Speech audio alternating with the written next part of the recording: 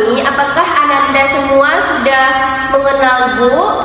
Tidak. Tidak, Bu. Baiklah, pada kesempatan kali ini Ibu akan memperkenalkan nama Ibu.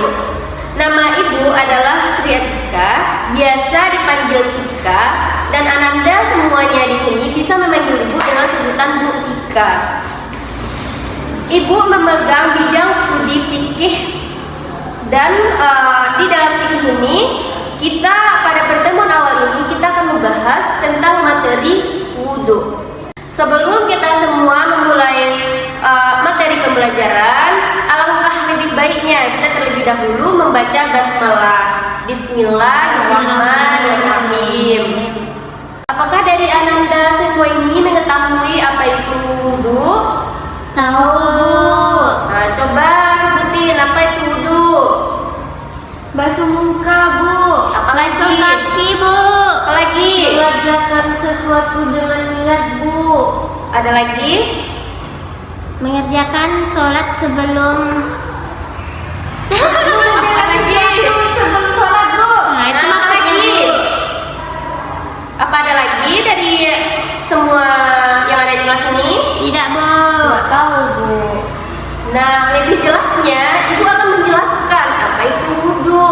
Wudhu ini ada secara bahasa artinya bersih.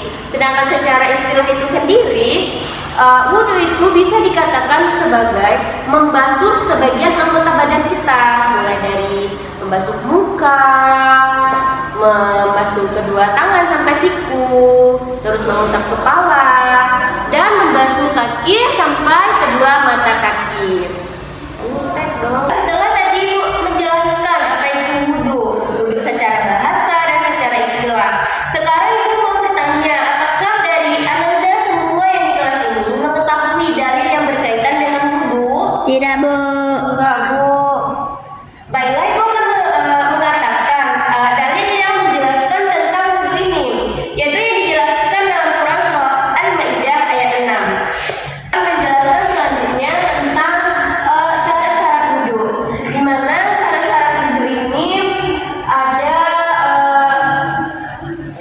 6. Yang pertama itu ada Islam. Tentunya kalau kita mau berwudhu itu harus agamanya Islam. Dari syarat-syarat dari wudhu tersebut. Yang kedua ada mumayyiz, di mana mumayyiz ini orang yang dapat membedakan mana yang baik dan mana yang buruk.